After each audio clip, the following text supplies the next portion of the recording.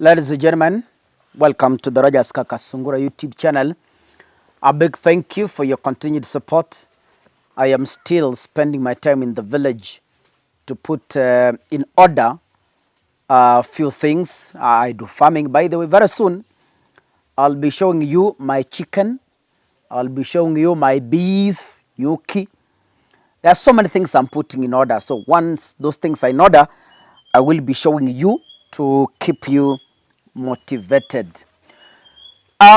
Before I married and gave birth, school fires never used to scare me a lot. But now that I have two sons, I tell you, school fires really scare me a lot. Nikisikia tu ni moto shuleni, they really scare me a lot. I put myself in the shoe of the parent who loses a son or a daughter. How do you start? You receive a call from somewhere that, hello, your son has perished in a fire or in an inferno. As a parent, where you are seated, how do you start reacting? You know, Waswahili wanasema kuzaa sio shida, kazi ni kulea. Kulea mtoto paka afike 5 years and above, especially the boys. Mtoto atoka 5 years, aende shule,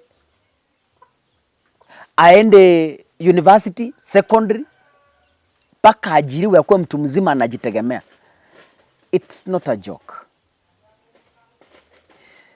The fire incident in Nyeri has left me with several questions up to now. And when that news broke yesterday,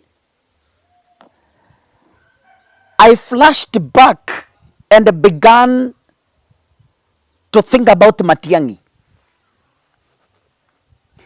When Matiang'i was the Cabinet Secretary for Education, he proposed so many reforms in boarding schools.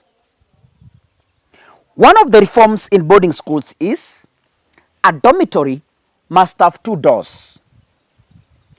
One designed as an emergency exit,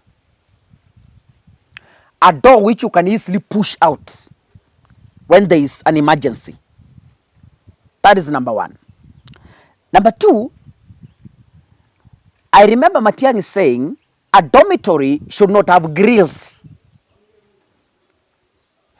It should have a free window which, in case of an emergency, one can go through the window. Lakini dormitory za siku hizi, I have not visited this academy myself,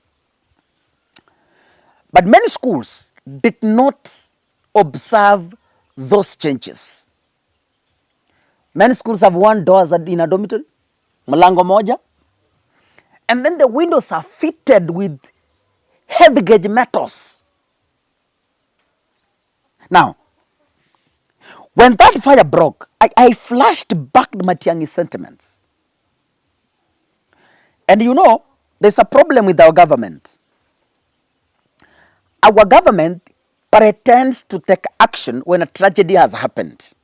It pretends to take action. When things are settled, no one bothers. Kila mtu wako zake. No one bothers. Since Matiang'i proposed those changes, they died with Matiang'i. Matiang'i went home, he went with those changes. Many schools ziliachia hapo on paper. They never implemented. Ladies and gentlemen, as a country, Kenya, of course, there can be an accident. Sikatai, there can be an accident. Either kupitia kwa stima, ama any other, there can be an accident. Sikatai. But, do we have a competent cabinet secretary like Matiang'i who is willing to use this wake-up call, traverse all boarding schools and find out the status of those dorms, how they look like?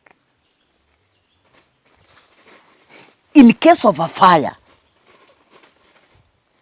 can children be able to escape, or they just create a stampede? Mimi najua in school, a number of schools are fenced and there's a watchman. So there's no need to lock kids like goats. There is no need to lock kids like cows that are zero-graced. Matiang'i brought changes in the Ministry of Education. One of them is the yellow buses you physically see around. Those are my hens. I told you we are rearing chicken here. You can hear their voices here and there. I don't know if it's their voices or their that is a cock which is a croaking here. A big one. Oh yes. Now, this is what I was saying. Kama taifa la Kenya, we should not wait for a crisis for us to act. Ladies and gentlemen, let's agree. Not only in schools, even in our homes, you don't wait for a crisis for you to act. Sasa nimeona kuna moto, sasa serikali imeanza, tunapeleka 10 bags of maize, tunapeleka I don't know 1,000 mattresses, tunapeleka 10 bags of beans, tunafanya nini? Yani sahi kila mtu anataka kuonekana mzuri. Yani what bewitched Kenyans? Walimu mahali mulipo, the dorms za wanafunzi, what is the condition of those dorms? Tuanzie from there. I remember Matiang'i going in one of the schools and he asked the principal, Mr. Principal, look at where children are sleeping. You are buying a bus worth millions, but children are sleeping in an environment that even your own kids, you can't allow them to spend their night there. Those clips are online. In fact, dorm nyingi za wanafunzi shule nyingi is a no-go zone. Wachana hata na mambo ya safety. They are in a pathetic condition. Unaingia pale paka unasikia kutapika. Floor imechakaa, vitanda zimechakaa, mattresses zimeisha. Then you call that one a dorm. Let me say this, ladies and gentlemen. Sisi wote, it is a collective effort. All of us, first, before I conclude, let me say pole. It's painful to parents. Kupoteza mtoto in school, it's so painful. So painful. It will take years and years to heal. But from the Rogers Kakasungura family and my fans, I want to send my condolences to all the parents who have been affected, to all the families who have lost their loved kids. Hakuna kitu kibaya kama kupoteza mtoto in a situation like that one. That condition will haunt you forever. Those memories will never fade away. But then, I want to urge, may the parents find solace when they are mourning their loved ones. And let the government not make jokes out of this. Let this one be a wake-up call for Migos Ogamba, just like his brother Matiang'i did, to make sure there are reforms in schools. Once we get the real cause that caused the fire, and then from there, we will come here and debate on the possible ways forward. God bless you. See you in the next video. Asanteni sana.